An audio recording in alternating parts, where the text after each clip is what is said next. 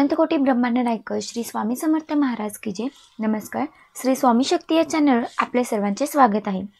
बघा, येत्या 10 जून 2025ला वटपौर्णिमा आहे।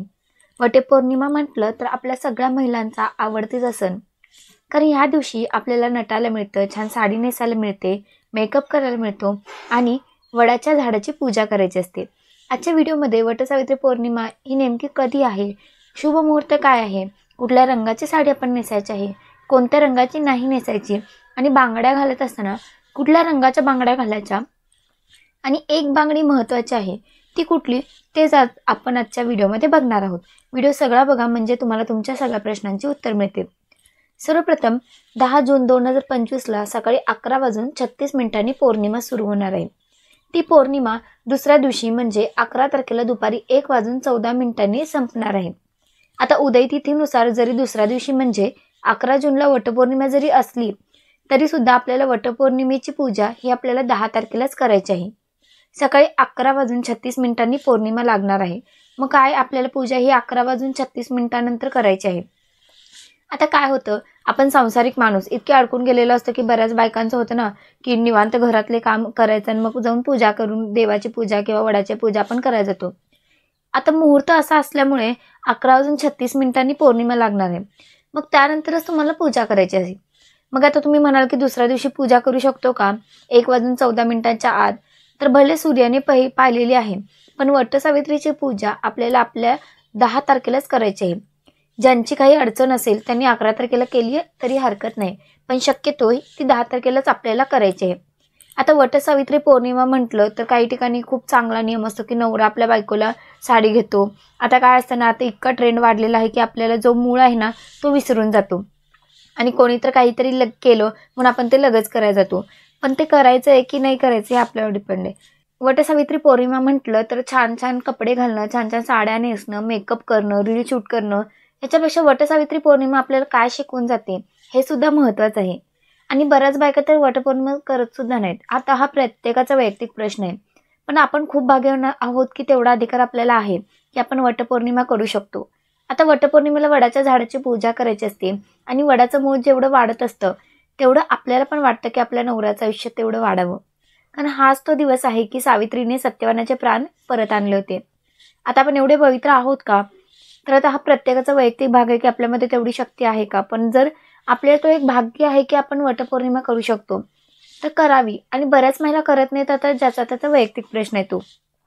आता बघा, मी म्हटलं की कोण रंगाची एका साडी नेसायची, आता कुठल्या रंगाची साडी परिधान करू शकतो? तर बघा, मला एक सांगायचं आहे की प्रत्येक रंगाचा एक वेगवेगळा ओरा आहे। प्रत्येक रंग तुम्हाला तुमच्या आयुष्यात काहीतरी शिकवून जातो। आता सगळ्यात आधी तुम्हाला काठाची साडी नेसायची आहे, म्हणजे काठपदर जी आपण म्हणतो ती तुम्हाला साडी नेसायची आहे। वर्कची किंवा साधी साडी नेसू नका, कारण बघा, जेव्हा आपण देवीची ओटी भरत असतो आपण काठाची साडी घालत असतो, कारण देवीपर्यंत ज्या सात्विक लहरी देवीच्या आपल्यापर्यंत येतात ते काठ रेशीम ते सात्विक लहरी शोषून घेण्याचे काम करत असतं, म्हणूनच काठाची साडी घालावी।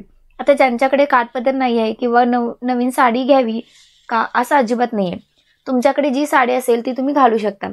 आता फक्त काही रंग आहेत जे तुम्हाला पाळायचे आहेत। आता बऱ्याच ठिकाणी असं असतं की नवरा बायकोला त्या दिवशी साडी घेतो, तुमच्याकडे असेल तर खूपच चांगलं, नसेल तर आपल्या घरात जी साडी आहे छानपैकी ती घालू शकता। आता तुम्ही काठाची साडी घातल्या तर अतिशय उत्तम, पण ज्यांच्याकडे नाही आहे त्यांनी वर्कच्या पण साड्या घालू शकता।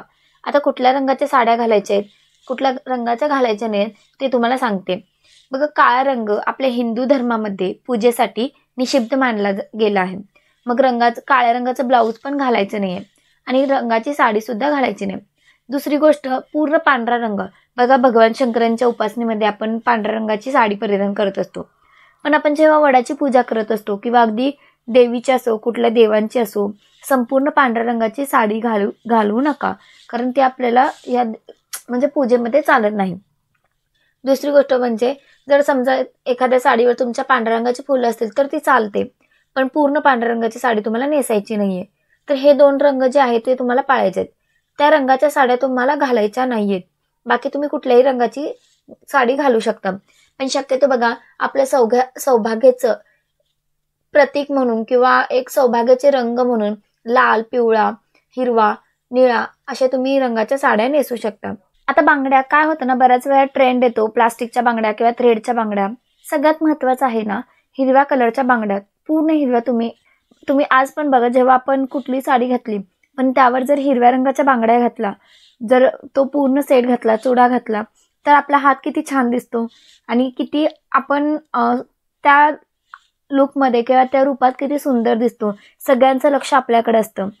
त्याच्यामुळे बांगड्या घालताना हिरव्या रंगाच्या बांगड्या घालायच्या. ते इतकं सुंदर दिसतं की आपलीच नजर आपल्यावरून हटत नाही. इतकं सुंदर ते हिरव्या बांगड्यांचं वैशिष्ट्य आहे. प्लास्टिकच्या बांगड्या घालू नका. मग आपल्याला असं सवय असते ना की मॅचिंगच्या बांगड्या घालायचं, तर ते सुद्धा घालायचं नाही आहे. तुम्हाला हिरव्या रंगाची बांगडी घालायची. लाल रंगाच्या बांगड्या घालू शकता. आता वेल्वेटच्या बांगड्या पण आलेत, पण त्या पण तुम्हाला घालायच्या नाहीत. या हिरव्या बांगड्यांच्या मध्ये एक लाखाची बांगडी, म्हणजे लाख जी माहिती आहे ना की आपलं मंगळसूत्र आधीच्या वाट्यामध्ये किंवा जे सोन्याचे मणी असायचे त्याच्यामध्ये लाख असायचे, त्या पद्धतीची लाखाची बांगडी मिळते.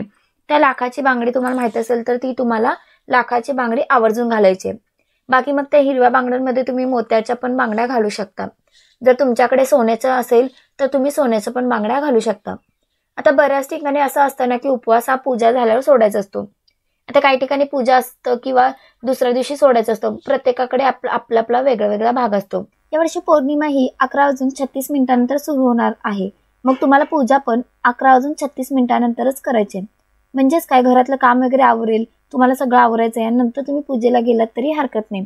आता शुभमुहूर्त आहे ना, मग आपल्याला शुभमुहूर्त पाळलाच पाहिजे असं नाहीये. कारण इतक्या जबाबदाऱ्या आहे, एवढे कर्तव्य आहेत, त्या मुहूर्तावर पूजा केली पाहिजे किंवा झालीच पाहिजे असं नाहीये. तुम्हाला जसं शक्य होईल त्या पद्धतीने तुम्ही पूजा करू शकता. तर वटपौर्णिमा आपल्या सगळ्या महिलांसाठी एकदम छान आहे. आपणही छान तयार होऊयात आणि वडाची पूजा करूयात.